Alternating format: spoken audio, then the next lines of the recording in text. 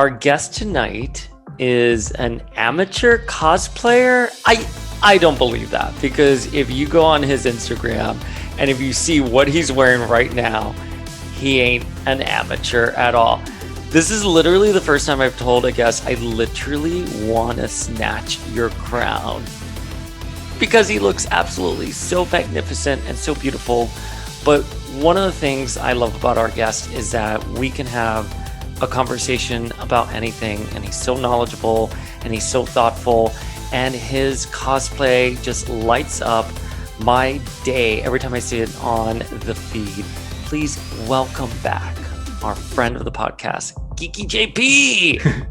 Thank you so much. It's a pleasure to be back. So we are here today to discuss S.W.O.R.D and Way of X. And I think both of us have some pretty big feels on it. But let me gauge your temperature, because last time you were on the show, we just talked about WandaVision. How are you feeling about the Hickman reboot? Specifically, these books take place during Reign of X. And I believe the theme for Reign of X was all about expansion. And I think these two books are emblematic of that. So what are your general thoughts on Hickman's reboot and this chapter we find ourselves in? I think it's inarguably very ambitious, very articulate, like in terms of he has meticulously plotted pieces that are working in these vast frameworks, and it parcels out the story very slowly, which I personally find in some ways a little excruciating, would be my major critique there. I wish more, like, can you wrap up one thing at least, rather than this protracted, like, done, done, done. I'm always on tenterhooks. I want some resolutions on something, please. But I'm so sorry to interrupt you, because I was once like you. I literally was just like, I can't stand it. Like, there's so many plot points being thrown here and there. And I was speaking with Zeb Wells. It may have been Cy Spurrier. I'm forgetting specifically who it was. But they said, no, that's called Claremonting now. And so the idea is they are planting all of these seeds in the books. So another writer, be it a month from now or 10 years from now, can come back and source that story from an earlier seed. And you know what? Okay, fair. That made me more forgiving of everything we've been seeing thrown at the wall, and this excruciatingly long narrative that seems to be playing out when I'm like, I want answers. I think we're in agreement. Like, there will be payoffs, and that's part of, like, the angst of the build-up is part of what rewards it in the end, and that's why some people really hate spoilers. So no, I'm enjoying it overall. The way it sort of has revived and reinvigorated things and given this new playing field to the X-Men, and new relationships, like the interactions between Krakoa and Wakanda that we see at play within S.W.O.R.D, for example, were a totally new dynamic born out of Ten of Swords. It's great. Which are your top two favorite books?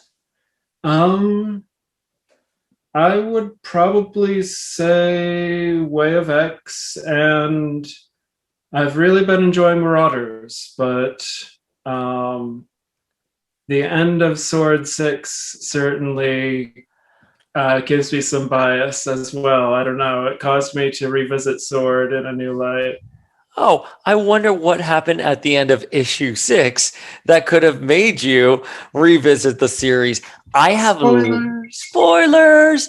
I love S.W.O.R.D. I think, and I have some grievances with it, and we'll talk about it. But I remember I was down in Florida when I first read S.W.O.R.D #1, and I was at my Dio's condo on the beach.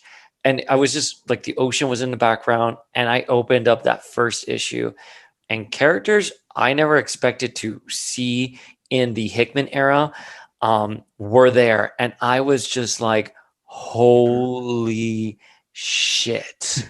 You know what I mean? And the big one, and if you listen to the podcast regularly, I love Fabian Cortez. I love him with his fucking man bun, his delusions of grandeur, and his fucking cape. I was just like, yes. His little suit is extremely stylish. I He will grant looks. him that. Like all of the sword outfits have great design to them. I guess that's credit to Valerio Schiti, right? Schiti. Mhm. Um, GT, yeah. but yeah, his is especially cute, and I am a sucker for a man bun. Um, I do have this theory that the man bun only works if you're already especially attractive to begin with. Like you can only pull it off, you know. As someone who It's had a a man bun during the pandemic, I can assure you, you do need to be attractive because I certainly could not pull that off.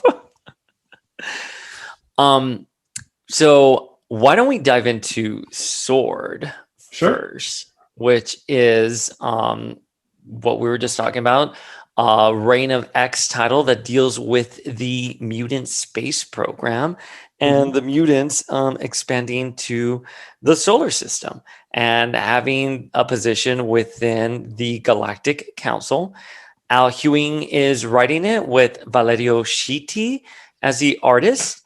And issue number one was sort of explosive. And so, what were you thinking when you read issue one? What were your feels on it?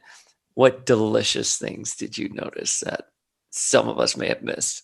Um, I mean, I may not have the best references on Sword overall. I feel like it has a particularly sort of Babylon 5-y vibe in that their main focus is diplomacy, allegedly. I don't know that Allegedly. we've necessarily gotten to see a ton of that yet.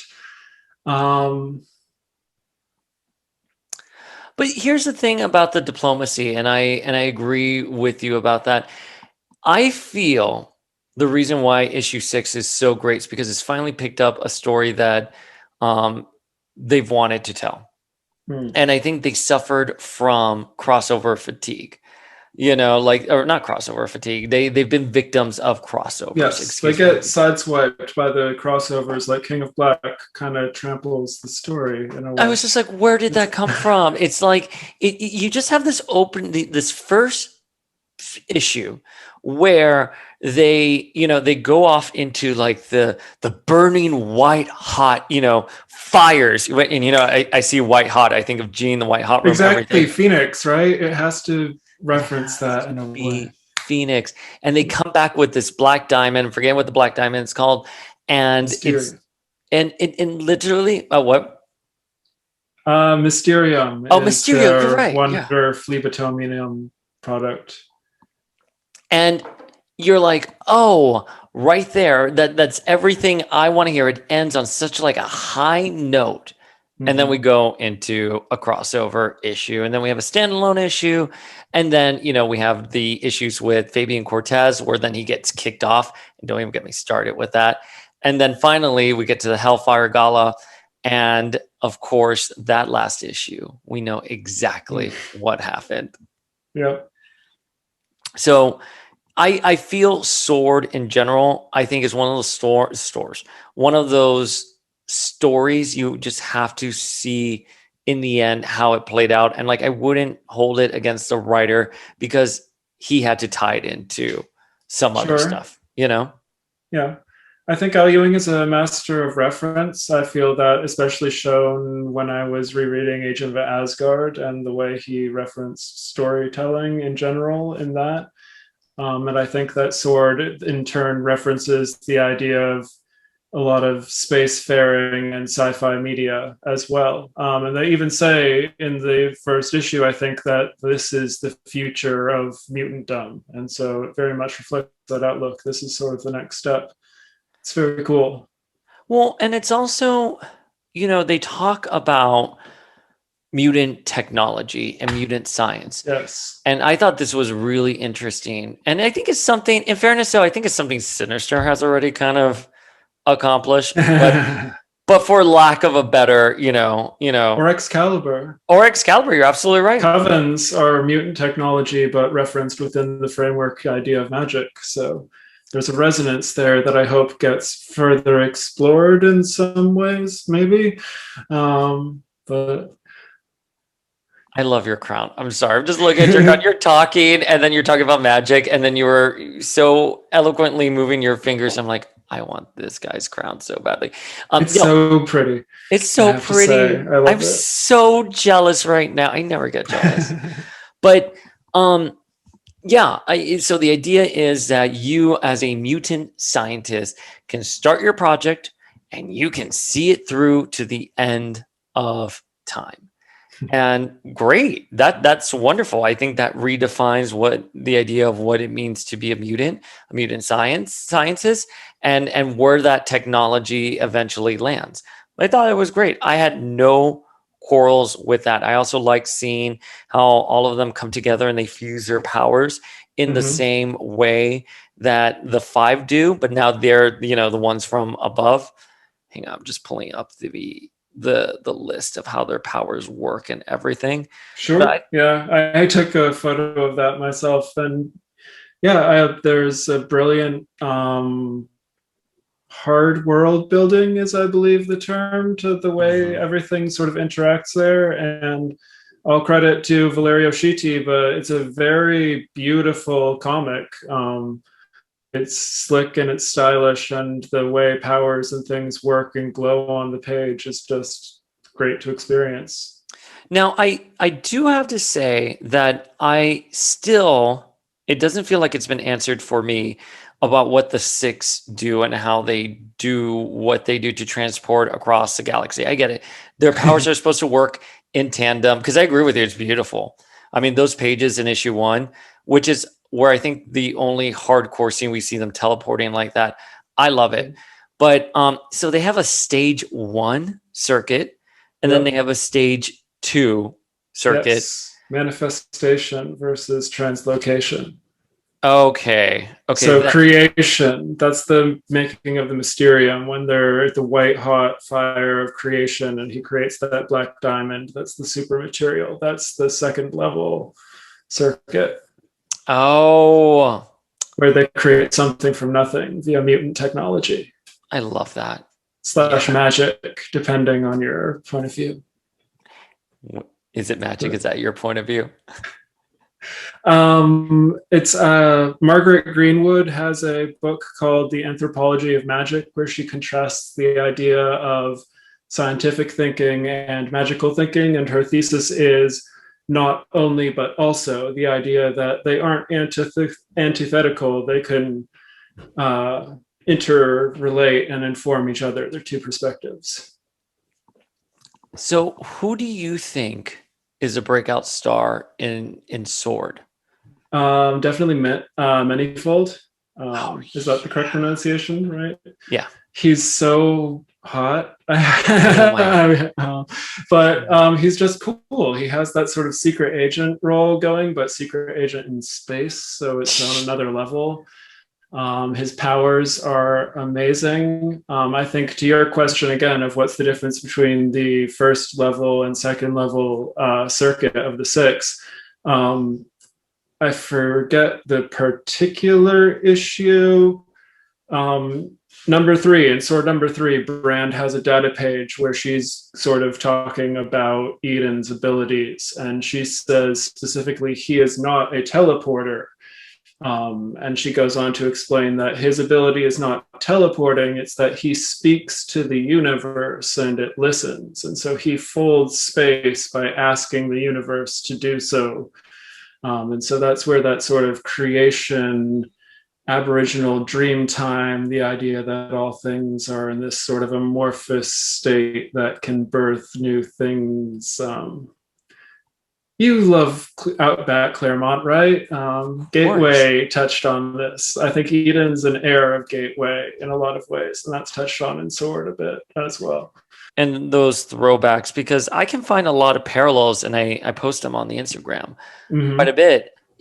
It's there. They really are digging into that. Yeah, it's beautiful to see. I love that you have that eye for it, and it makes it an extra detail, I think, for fans who have the reference materials to compare that encyclopedic knowledge of what the X office is doing versus what they can see. And put the pieces together. There's an almost, I hate to say Da Vinci Code, but that sort of art historian, find the pieces of the puzzle aspect. It's a lot of fun. It's very rewarding.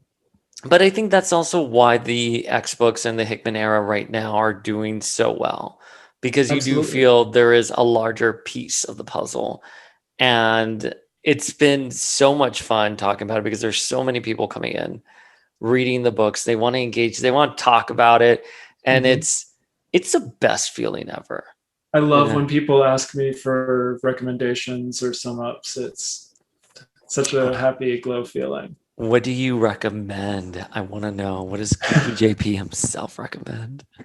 I mean, I personally recommend Excalibur. I know that can be highly contentious, but I feel like a lot like Sword, it suffered a bit from being sideswiped by other events, even though Ten of Swords kind of was an Excalibur event. I I don't agree. feel I would like call it an Excalibur event. I don't feel like Excalibur got a chance to sing until Ten of Swords happened, is part of the problem that it experienced. I agree wholeheartedly with you. I just said this the other day. I feel that Excalibur, it was interesting. I love Teenie Howard's writing. I think Mhm. she is a wonderful writer who can do some tremendous world building.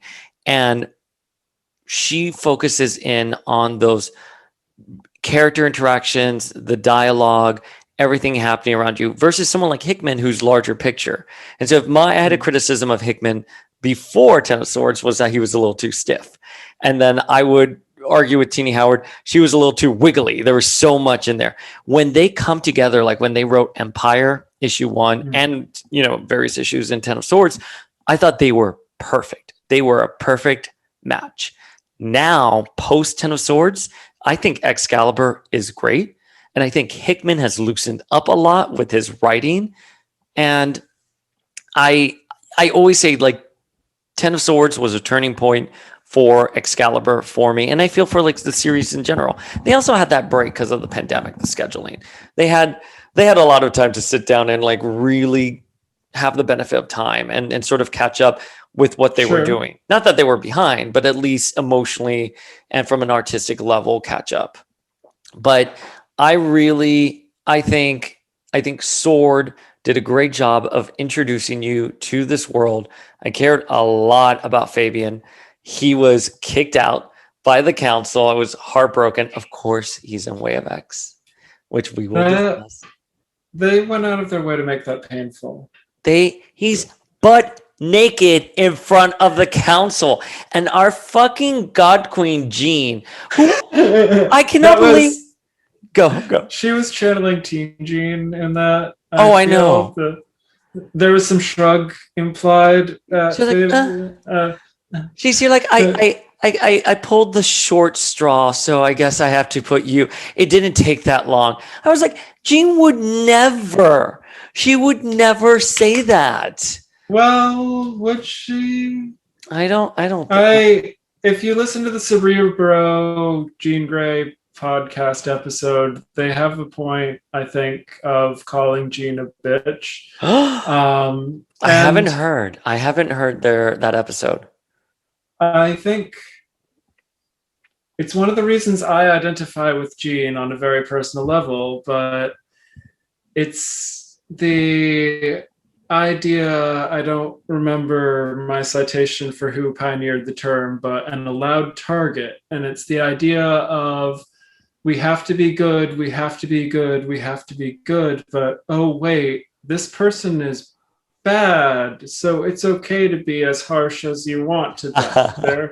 They're an allowed target. And we see that especially, I think, with Claremont in the early Dark Phoenix. Like when she confronts those Hellfire dudes who are going to run down Kitty Pryde in the car, and she's like, I was going to kill them. And Scott's like, you monster, why? How? And she's like, they were going to kill a child, so I don't see the problem. And But that's that not makes her righteous. perfect, That makes her but righteous, not a bitch, though. well, it's very absolutist.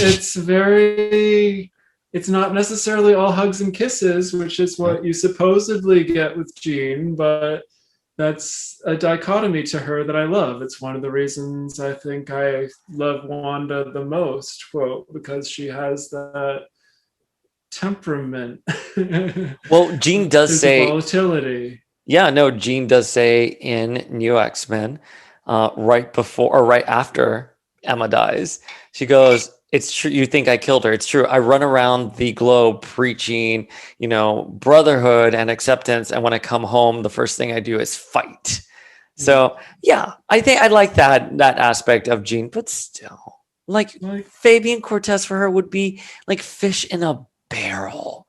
But I know what you're saying because everyone hates Cortez. He's kind of a Nazi, and so Jean is like, okay, this is someone I can hate, like full throttle. I can go a little Dark Phoenix on you, just a little. Well, she's still wearing that 90s outfit, and the Sheety art for that was beautiful. Yes, she's gorgeous. That's one of the reasons we love Jean, is that she embodies beauty and femininity. It's part of her shtick. That's Jean. But Geeky JP, we all know who the real star of these last 6 issues of S.W.O.R.D were.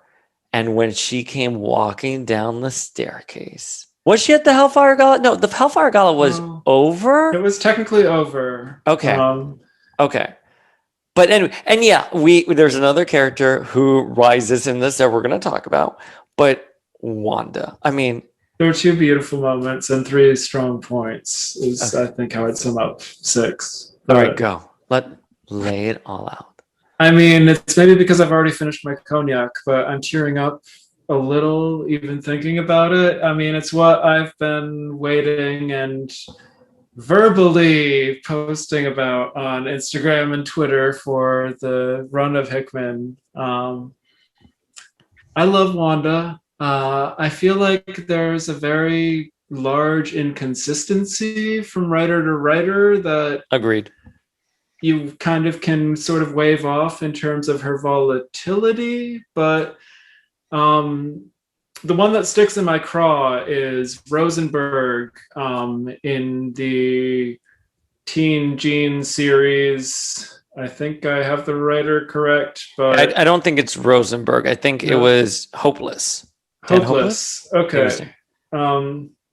Hang on, Adult Jean says to Teen Jean that Wanda is a narcissist with an addiction to chaos. And I feel like that's very off and very not appropriate for Jean, even in terms of the allowed target thing I previously described. I feel like there's Dennis Hopeless. Dennis Hopeless. I said Dennis Hopeless. Okay, I feel like that writing was a little weird and off. I feel like there should be more rapport. That issue was weird in general. It was the first time we presumably had seen adult Jean since End Song, not counting any manifestations.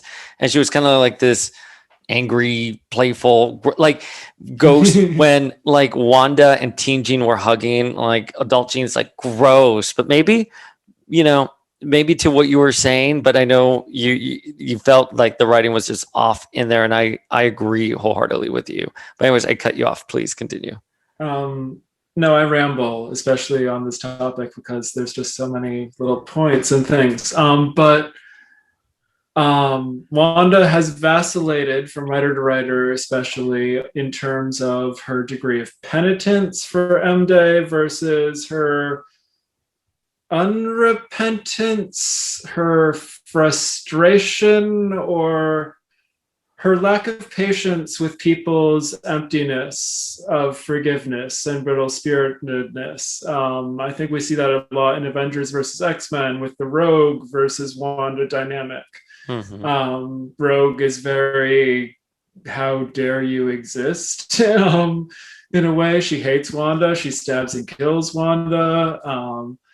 It's a very fraught relationship, and there are points where Wanda in that series is just like, you know what, Rogue, fuck you. I've paid my dues, which she sort of has, because there have been at least 3 attempts for Wanda to redeem herself since the decimation, the Wandageddon, as Stacey X refers to it in Way of X3.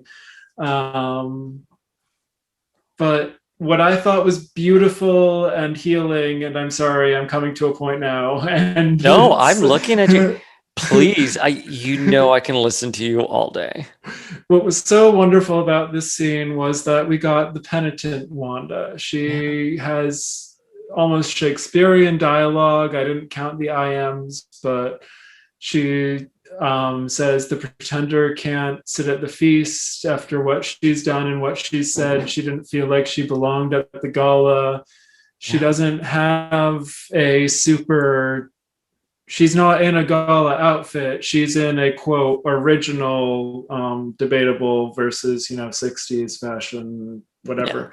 Yeah. A quote original Scarlet Witch outfit of the red and pink, and the Sheety art is so beautiful. She's hanging her head in shame. You, in my opinion, feel the immediate pathos of Wanda that's implicit to her at all times.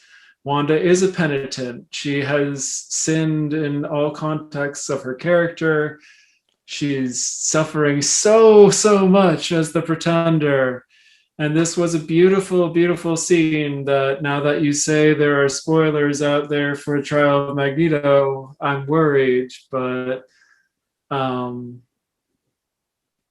the post Game of Thrones era, it would make a lot of sense for Magneto to be on trial for murdering Wanda, right? to take this beautiful moment and be like, but it's I worry the same. Spoiler alert, spoiler alert. The other big reveal, if I may, is that our glorious Hadari Yao is the regent of Seoul, which is amazing for Storm. I'm so glad for Storm to have development and agency in theory, but my immediate worry when I read Planet Size X-Men was, I was like, oh, so this is a really convenient way for Orcus to be like, we got to nuke Mars, and they can write off all of Morocco and be like, we don't need to deal with that. They were nuked by Orcus. Oops. So I'm worried for Storm. I'm worried about being regent. I didn't even think that. No. You're right, though. And is Mars within the orbit or within the range of Cerebro? I guess there would be a Cerebro station there that transmits. Like, do the Araco mutants get backed up? I was very confused by some recent thing. I don't know. It's all. I'm about to break down and collect every single X book, because to confess, I have not collected every single one of them heretofore, but they really do all connect. There are little details I've missed and been. I don't think the Araco mutants download or they've been backed up. I'm not saying that they don't. I've been reading everything. I don't think I've been. Here's the thing. There are so many X books out there. You can't sit down and I read all of them. I try to read all of them. You can't sit down and absorb everything. Some of these data pages are long. I'm not trying to say that the stuff isn't there and that's not well crafted. It's just when you're reading and you're commenting, you're looking at everything, you're trying to absorb it all, and then it just goes out the window afterwards because here are like 12 other books that you need to read next week. But I don't think they've tackled the Araco mutants were placed, obviously on Earth, and then they were just moved. And all of a sudden, in Planet-Sized X-Men, people were worried about them. Steve Rogers, like all of a sudden, he cares, and it felt very easy. But no, I loved this. I'm such a sympathizer. People are going to be, and it parallels real life in that I was raised to be a good little liberal, but I just want everyone to get along, and so But they Sad are. Steve really spoke to me. I thought that was Oh, that was a the beautiful scene. true Steve Oh my Rogers. God, that scene with him and Doom, that was beautiful. That was so beautiful. Hmm. When he's Al Ewing looking. is an amazing writer. Sword is a gem. I was a fool to overlook it. That's why I say I feel like I have to collect all the X titles as well because I don't know that there's a bad one among them. Although I do, if I can go on another little tangent to raid, Of course. there's The people know who's on the show, okay? That's all I'm saying. Like Demanda Martini was like, "Oh wait, I have another tangent." I'm like, "Demanda, no, no, no, no, no. I didn't book you to edit yourself." And Geeky JP, I'm going to tell you the same thing. I did not book you so you can edit yourself. Let the people know what you have to say. Everyone loves hearing you. there's an old school namby pambiness to my tastes in that I want the heroes to be good, and there's a darkness underlying the Hickman era that I'm not sure everyone necessarily addresses. I think Way of X is bringing it to a head, Yeah. but it caused me to cancel my subscription to a number of the titles in little fits of rage just because they aren't doing things right, but they're doing things intentionally. Like, I feel that Sword has an undercurrent of colonialism to it, for example. I feel that Children of the Atom has an inherent critique of cultural appropriation. I feel that X Force is very much critiquing the security state and the idea of meddling in other governments and secret ops and the ramifications of that. And I don't think they're doing poorly. I don't think they're necessarily insensitive. I just personally, emotionally, I don't like to see the good guys do wrong. Like, you hate Beast, right? Because Oh, Beast is a please. dick, but I don't want to see Beast be a dick. I want a happy himbo burly gur scientist. Like, why is he evil? No. uh, I see where you're saying it's interesting. I agree with you wholeheartedly. I think one of the hardest things for me to digest as a long-term X fan is how gray, morality is right now in the X books. And we're talking about they have a council that's supposed to speak for their society, that's supposed to be the moral foundation for their society. And you have Sinister, exactly.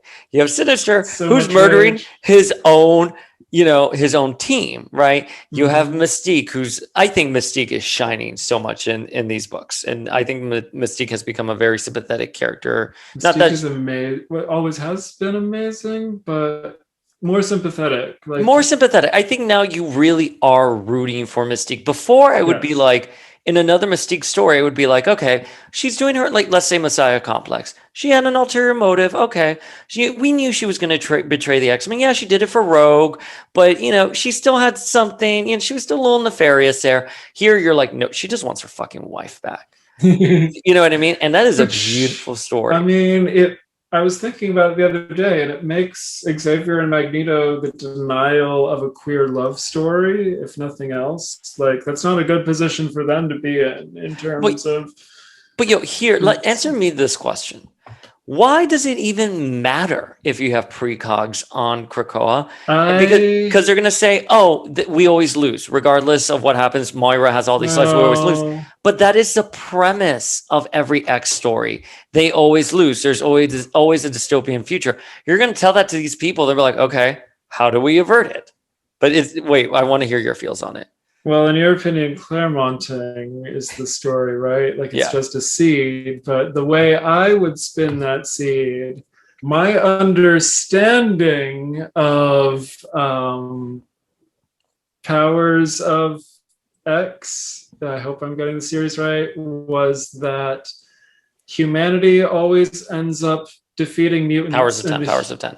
okay, powers of 10. In the human mutant conflict, humanity always ends up overcoming mutants because they choose to symbolically subsume their humanity to becoming a machine intelligence that achieves a sort of singularity-like level of compounding exponential development intelligence and upon intelligence, where it's sort of black holes becoming a technarch from the whole Warlock Claremont history there. Um, and so, if I were Moira on my last ditch effort, knowing the other various attempts that we do know, one option that remains is for mutants to follow a similar path and subsume their inherent, quote, mutantdom vis-a-vis humandom to a machine intelligence and become a mutant phalanx equivalent. I think that might be Moira's direction, and the ethical and aesthetic qualms about that are why she can't tolerate precogs, because who wants to be goo?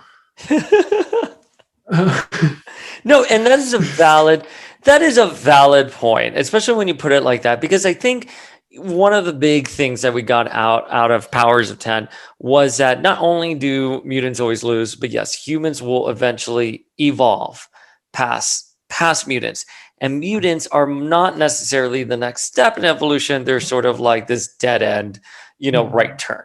Or right? biology can't necessarily surpass technology in terms of the You just took the words clause. right out of my mouth. Exactly. It was the technology that is going to propel mutants forward. And that is why we have the emphasis in somewhere like S.W.O.R.D with technology and science. So, and even that Krakoa is a mutant science driven society. I mean, right there, the foundation is bringing back mutants in resurrection. It's not magic, quote unquote. We can debate about that, but for all intents and purposes, they're using their mutant powers, which is something a little bit more tangible that like a fucking idiot like Beast could like decipher because he's a scientist. And I think what S.W.O.R.D does that's very cool in terms of perspective is Brand says, I think in issue 1, like, you're all Earthers, I'm a spacer. I look at things on this galactic perspective.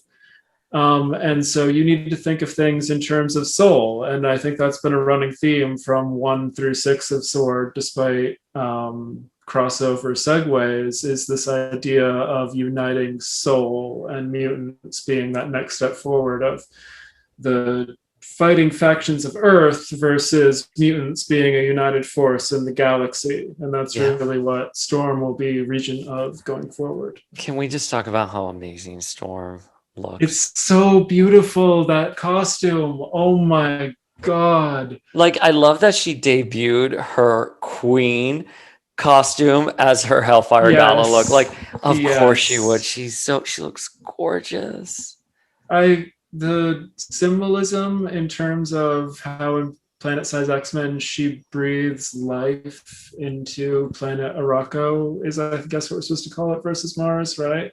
Yeah. And the way in terms of Divine Right of Kings, the king is the land. She's the life, the breath of spirit of that planet that she's regent of. I think that's so awesome and beautiful. And of course, the way her power is really relating to the electromagnetosphere of the planet. So she's sort of a Captain Planet avatar. You especially see that in the Storm Phoenix What If, like when she goes dark. But I love that for Storm. By the way, I've only seen screenshots of the What If Storm became Phoenix. I've never been able to find that issue A in the wild or B online. I don't have it myself. No, I've only read the interpretations, but it's such a cool story because, I mean, there's that goddess quality, right? We keep using that word. I think she invokes it, especially when she uses the title Hadari Yao. And Storm is such an awesome character. I felt like she's been neglected in this Hickman era so far. So that's a seed that is in theory being paid off. I'm ready for Regent Storm. Is Storm going to be a main character of S.W.O.R.D going forward, I guess? Because the Regent of Soul seems important to me. I thought she would be. We've been calling that for a while, ever since the Reign of X promo came out and she was holding the Black Diamond, the Mysterio. I'm happy. My only thing is I don't want her so divorced from the everyday doings of, what's going on with the X-Men on Earth. That being said, though, all she has to do is take a green gate, plant gate to back to Earth, and she can be. It's seconds, so we don't have to worry about that. But you know what I mean? Like, I hope they're not trying to do something like they're. We've seen this in the past where they give a character this elevated plot, but then they don't really know what to do with it. I don't think that's the case with Hickman. And the way the X office is operating now, they are all on the fucking X-Men Slack. Everyone, Leah, Teeny, Vita, Hickman, Zeb, Sai, they're all on a Slack. They're all talking. And I'm looking forward to what happens with S.W.O.R.D next. And I think definitely. I think it's finally hit its current. This is where we're going to see everything that Al has planted, in those first issues. And now I think he can tell his own story. Hopefully he won't have too many crossovers to have to deal with. That's my only qualm with the series so far. What about, all right, so the next title we have you here for is Way of X. And that is by Si Spurrier, and Bob Quinn is doing the art. So what are your first impressions of the series? I mean, when I was trying to take notes, I have so many bullets because I think you saw one of my early criticisms was I wish each issue were 3 times as long, but at the same time, they're each so dense. It's so important. I'm so impressed by what Si Spurrier is doing. It's made me. I am conflicted by Nightcrawler heretofore. Fair. I have very personal issues regarding. I was raised as a devout Catholic, which Nightcrawler is. Because of experiences I think that are in some ways similar to Nightcrawler's, I chose to abandon Catholicism in almost all ways. I mean, I think there are sometimes ideological frameworks that can be useful, and I think Way of X has that concept going in the way that Nightcrawler started out being like, I'm going to found a mutant religion, but very quickly he's like, no, it can't be a religion. It needs to be more a philosophy, a social order. And that is the concept of, I would say, liberal theology, which is that scripture is not to be understood literally in liberal theology. It's meant to be a poetic device. It's meant to be an idea from which we define truths that are relevant to our modern world. And so Spurrier is really finding that sort of philosophical liberal theology, liberation theology. Liberation theology is the extension of liberal theology. It was Roy Cohn who first founded it in the US in terms of Black liberation theology and the idea that the narrative of Christ as a liberator who speaks to oppressed people, and that God is closeness to the oppressed, and so the nature of sin is to oppress people. It's very relevant to X-Men in that narrative of marginalized people. I'm rambling, but no. As you can see, I am looking at you with these lovingly eyes. Because first of all, I agree. Everything you said. One, I grew up Catholic, and I was always taught up until a certain age, I was told take the Bible literally. And then once we hit, I want to say like 15, 16, the Bible became less of like a historical book and more of a book we were reading, and we were supposed to decipher symbolism and meaning in it. And I always say this. So my spirituality has kind of wavered these last few months, last year with everything that's gone on in the pandemic, both personally and globally. But I always said I identified as an atheist. And people would just assume you're an atheist. You hate religion. You hate God. You're intolerant of all that stuff, and you're not. You see the value in them. I think a really good atheist sees value in religion and that moral hierarchy. And I've always said this. I've always been envious of people who do religion well, because I do think religion much like an art, like playing an instrument. Some people are really good at it, some people are just awful, and some people are just Mm. not your jam. And I've always been jealous of those people who have this beautiful hierarchy and can use that religion for something good and not something to oppress others. I think when I'm seeing that with Nightcrawler, especially in issue 1, first of all, I thought I thought they were going to do a mutant religion. We spoke with Cy Mhm. Spurrier on the podcast. Yes. The first question I had for him was like, Nightcrawler's founding a mutant religion. You're like, hold up. I No, mean, no, no. he said in I his was upset beautiful. about that because I was excited. I was like, mutant religion, that sounds awesome. Well, But because like on the Reign of X promo, he's holding what appears to be a pamphlet. yep. And then obviously I was just looking it up as we were talking. X-Men number 7, which I always think is number 6, but 6 is where Destiny and Mystique's story comes into play. But he has that conversation with Cyclops about religion and what constitutes a soul and stuff like that. And I Mhm. think those are really provocative questions to be asking in an age of resurrection, where Mhm. I'm a huge fan of the active phenomenology. I think what makes Dayspring and Geeky JP is this interaction right now.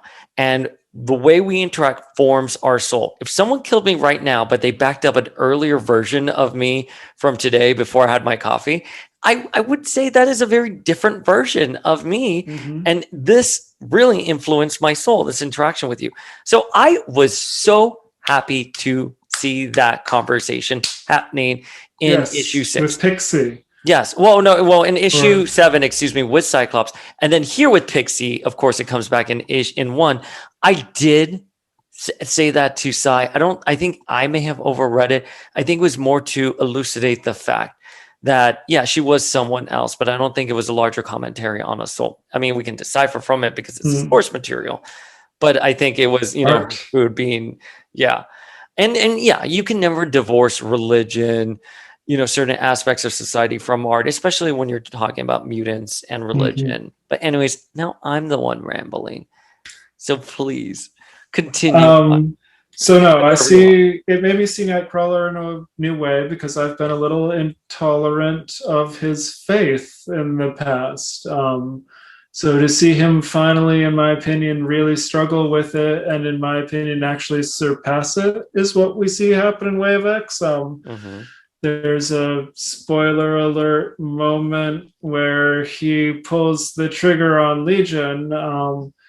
That's breaking down of Shout Not Kill. Kurt's typically portrayed as a technical pacifist, and it's really crossing a line, especially in the way Sai has portrayed him as having a discomfort around the cheat death of Krakoa. But there's a line I think we're going to see repeated along with the 3 laws. There's a sort of 4th law, soft, that Sai is pulling through, I think, which is I may need to check my notes to get the wording exactly correct, but it's something to the effect of there's nothing as painful as a life of submission. I'm going to go with that versus look at my phone obsessively. Something like that.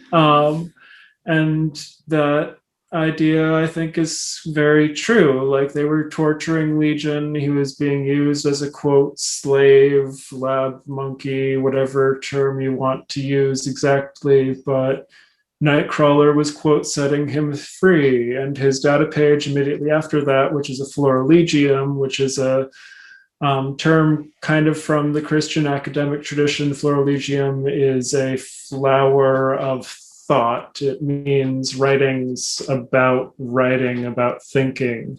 I think Nightcrawler follows very much the Christian tradition of the contemplative, which is the idea that you need to sit in thought, and discovery comes from thinking and mulling things over. And that's why we see this sort of poignant dialogue based comic. Like Nightcrawler goes from place to place and talks to people and has these moral quandaries. I love it. I think it's brilliant, but I think that's part of what we see at play. I think Nightcrawler has been obviously the star of this book. I'm curious to see where we're gonna go with the Onslaught reveal, Yes.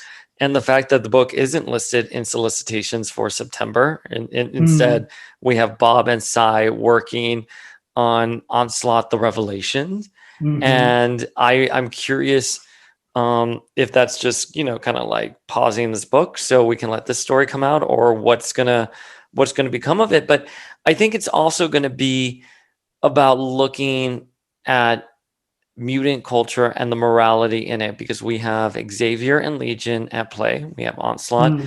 We also have the younger X-Men who have adopted this "what, you haven't died yet" mentality, and they're almost like fearless. It was such a jarring way of looking at that.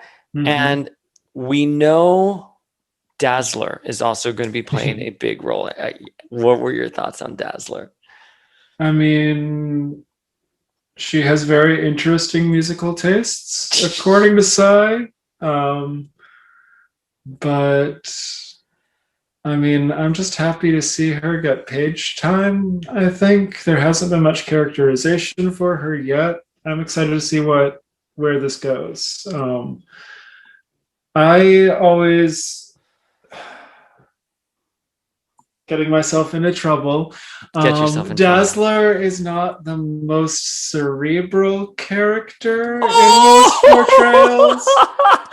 Like, I'm just saying, as first introduced in the Dark Phoenix saga, there's that moment where Cyclops is like, "Don't you want to see the origin of your powers?" And she's like, "Nope." And that's who Allison is, right? Sorry, So prof. World saving ain't my style. so that's an interesting counterpoint when I'm talking about the contemplative monastic Kurt. Then you're going to have Nope Dazzler. It's a good cop, bad cop, odd couple sort of dynamic. It'll be good to see what comes of that. Well, if he's going to be starting a mutant culture, mutant movement, for lack of a better term here, A pop star. Oh. a pop star is someone who unites people. I mean, we're living Mm-hmm. in it right now. We're all rallying Free for Britney. free Britney. You go to concerts, people are dying to get back and to celebrate together. So, you know, I I think it's really smart Mm-hmm. to have the mutant diva. My only thing is, like, I wish they would stop showing Dazzler as like an F-lister who's like singing at like the At the Lagoon Green Bar, Lagoon. and like no one's listening to her. And then Dr. Nemesis is heckling her. yeah, I'm just like, Apparently that's negging her, which, oof. I you, mean, he's a villain, but geez. I just don't. She would be on tour. She'd have a publicist. When she's here, Mm-hmm. like, I'm performing at the Hellfire Gala tonight, I'm like, don't you have rehearsal? Don't you have to start getting ready? Because, I know you're not singing. Intergalactic superstar. Yeah, like, Uh, I'm sorry. And then I don't even think we've seen her perform at the gala. We only saw her in this last issue of Way of X, grabbing the microphone back from Kurt from his drunk perspective.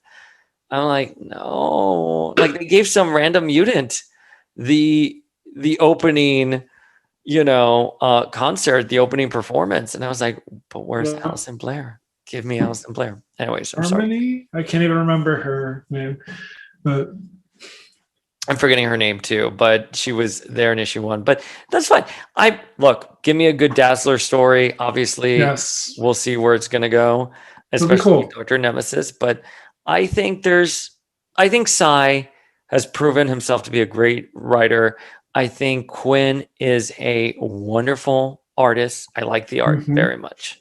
And I'm looking forward to it. I love Onslaught. I'm a Yes, it's huge a very cool choice, I think, and the way they've been playing up the Patchwork Man and the idea of him being a parasite that's limited only by his sustenance, but Krakoa is a huge source of sustenance, and the portrayal of him being fueled by the negative emotions in that heart-wrenching scene with Loa and Mercury. yeah.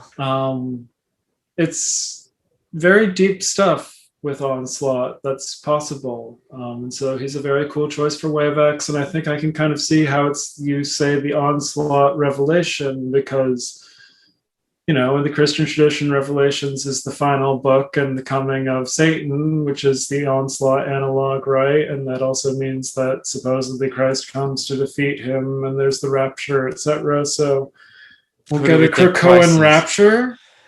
Well, I think the Rapture is going to be Inferno. Yeah, I mean, I've told you previously how I feel like the Scarlet Witch references the Scarlet Woman, who is the whore of Babylon in the Book of Revelation. So that would theoretically be Wanda's role in this. She would be the whore of Babylon, quote, the pretender is the equivalent there. Maybe. Let's Uh, see.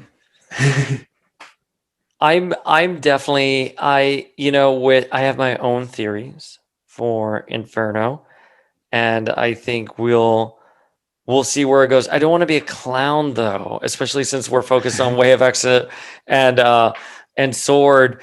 But I think Inferno. Let's see where it goes. But yeah, yes. I think to your point, I don't think it's a coincidence that we have Onslaught Revelations, Inferno, and they have all these biblical analogies that are probably going to come to fruition.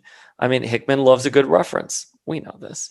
And we know Hickman is a cerebral writer, and there's a lot of planning going on. Let's see where everything goes.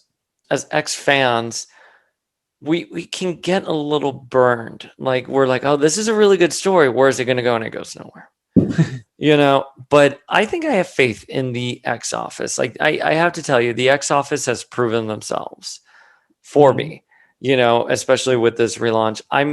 It may not be the story I'm conceiving, but I'm confident that these stories will hit whatever message, whatever theme, whatever conclusion they want, and hopefully keep it open for someone else. I just think of the long years that were between Messiah Complex and like AVX and the Uncanny reboot and these stories that Yes. you're like, where is this going? You know what I mean? Like, what are you trying to Mm. say here? Like, just like, and then the good ones just stop, like Yeah. without any warning. They just stopped.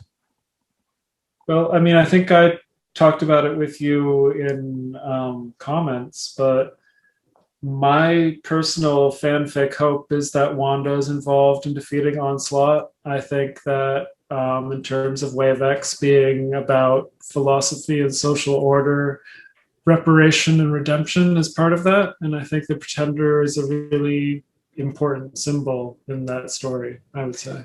Well, so you mentioned that Wanda has already been on a quest for redemption, and I agree. I mean, I thought back in the day when Children's Crusade published, Wanda was absolved of Mm-hmm. of I her think that sins. was Heinberg's intent, certainly. And then, we picked up with that's why she was able to join Uncanny Avengers. Mm-hmm. And her and Rogue, obviously, I'll never forget that scene where Wanda was like, I don't have to deal with this, like because at the time editorially she had been absolved. She's here like, you X-Men always polishing that halo in the name of some just cause. I'm paraphrasing what she said, but I was like, Wanda just took Rogue to the dry cleaners right there. Yes. And then I think with Hickman, and you can correct me if I'm wrong.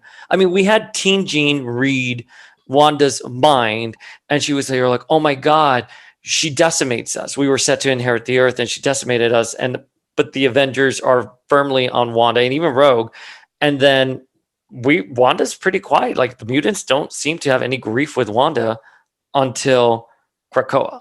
That's when they start calling her the Pretender and everything. And then we see an Empire where she attempts to resurrect the Mm-hmm. Genosian dead and ends up causing a Poor bigger mess. Wanda. Poor one. She really, Can't but get a break.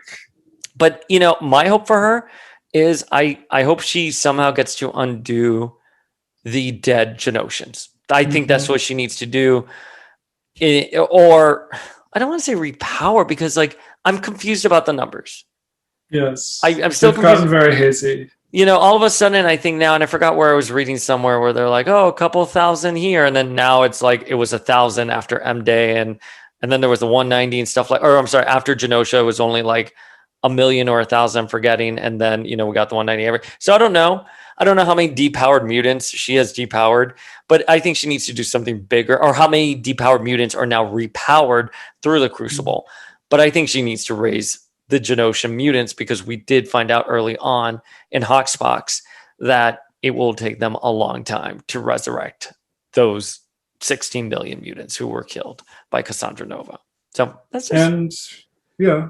with Nightcrawler's discomfort in the Crucible and Dr. Nemesis's notes about how it is a sort of planned selection for more warlike and violent mutants, I think the possibility of a more peaceful and redemptive Crucible alternative would be an interesting Yeah. option to explore as well. Um, that would be theoretically within Wanda's powers and would be a really beautiful healing thing, I think. Just an option that sits there. It's part of what fascinates me about Wanda so much. If you're going to flog her, I mean, there's a long road to redemption story to be told. It's very interesting. The only thing I will say about your theory, and I haven't read the Book of Revelation since I was probably like 13, because that's what you did on Cayo Ocho. Your Catholic school in Cayo Ocho, like your fucking maestra just brought in the Book of Revelations, and like I'll never forget like the imagery of me thinking of a lamb hatching from an egg. Oh my God, I can just still see it. But I think the Whore of Babylon, and again, I don't know her context within the story, so you can just shut me down right now. But I think it's going to be Madeline Pryor. I think Yeah. they're going to bring Maddie back, and I think she is going to lay to waste Krakoa. But I don't know. I think the hints have been there in Hellions, but that's not what we're here to talk about today. Geeky JP, thank you so much for joining us tonight. Thank you. It was great. Where can folks at home connect with you and see your awesome cosplays?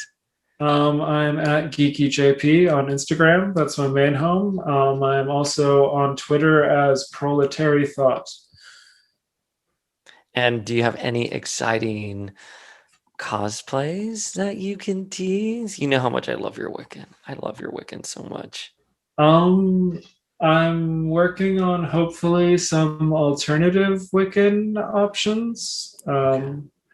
We'll see how those come out, and maybe something in honor of Loki. We'll see. Okay. Okay. It remains to be seen. And are you going to any conventions? Are you going to be at any cons this year? Are you returning to cons? No, not yet.